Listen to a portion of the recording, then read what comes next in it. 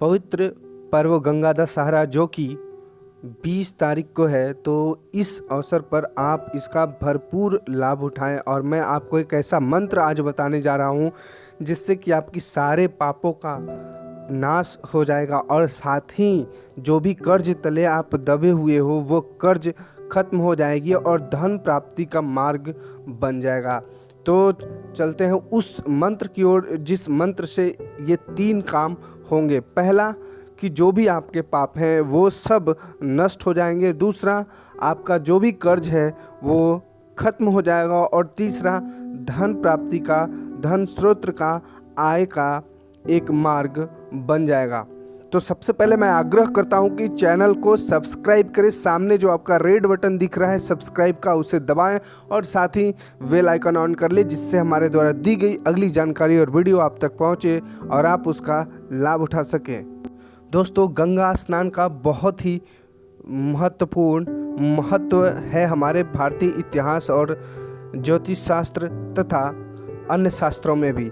स्कंद पुराण में लिखा हुआ है कि ज्येष्ठ शुक्ल दशमी सावंत सरमुखी इस दिन स्नान और दान का विशेष महत्व है। ज्येष्ठ शुक्ल दशमी को दशहरा कहते हैं। इस दिन किसी भी नदी पर जाकर अर्ध सूर्य को जल देकर एवं तिलक करके तर्पण करना चाहिए। ऐसा करने वाला पापों से मुक्त हो जाता है। साथ ही 12 पुराण में भी लिखा हुआ है कि ज्येष्ठ शुक्ल दशमी को गंगा बुधवार में हस्त नक्षत्र में ज्येष्ठ नदी स्वर्ग से अवतरण हुई थी। वह 10 पापों को नष्ट करती है। इस कारण उस तिथि को दशहरा कहते हैं। ज्येष्ठ मास शुक्ल पक्ष बुधवार, हस्त नक्षत्र, गर आनंद, व्यतिपात, कन्या का चंद्र, वृषभ के सूर्य, इन 10 योगों में मनुष्य स्नान करके सभी पापों से छूट जाता है। भविष्य पुराण में भी लिखा हुआ है कि जो मनुष्य इस दशहरा के दिन गंगा के पानी में खड़ा होकर 10 बार जो मैं अभी मंत्र बताऊंगा उस मंत्र का जब वह जाप करता है, चाहे वो दरिद्र हो चाहे असमर्थ हो, वह भी प्रयत्नपूर्वक गंगा की पूजा कर उस फल को पाता है। यह दशहरा के दिन स्नान करने की भी परंपरा है। तो जो मैं भविष्य पुराण की जो मंत्र है वो मैं मंत्र बता देता हूँ सबसे पहले, और आप मंत्र को सही से सुन ले, चूँकि जब तक आप सही उच्चारण नहीं करेंगे। और यह मंत्र गंगा के पानी में खड़ा होकर के करना है। और अगर आप गंगा नदी न जाएं तो कोई भी पवित्र नदी में जा कर के आप कर सकते हैं। और किसी नदी में भी जाने में सक्षम नहीं है तो घर में गंगा जल डाल करके आप उसमें खड़े होकर यह मंत्र कर सकते हैं। मंत्र ध्यान से सुने। ओम नमो भगवती हिली हिली मिली मिली गंगे माँ पावय पावय स्वाहा। यह मंत्र है जो भविष्य पुराण का मंत्र है। 12 पुराण में भी इसका जिक्र है और साथ में स्कंद पुराण में भी इसका जिक्र है।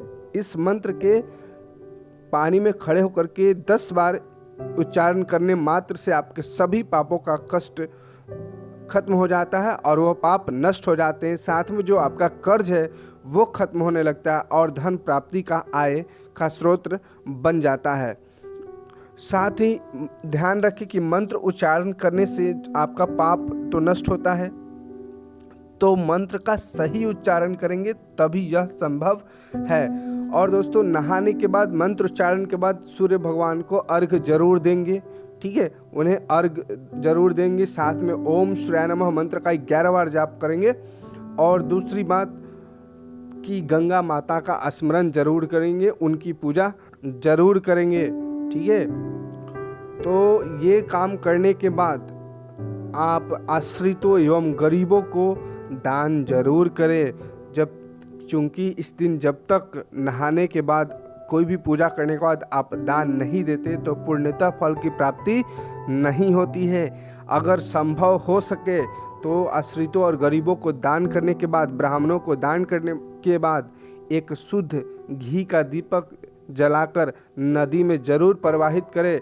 इससे आपके सारे नकारात्मक प्रभाव जो है नदी के साथ बह जाता है और सकारात्मक प्रभाव आपके शरीर में आपको ऊर्जा से भर देती है। तो उम्मीद है जानकारी और वीडियो पसंद आई है तो वीडियो को लाइक करें, शेयर करें और साथ में चैनल को अभी तक आपने सब्सक्राइब नहीं किया है तो चैनल को सब्सक्राइब करें। जय माता।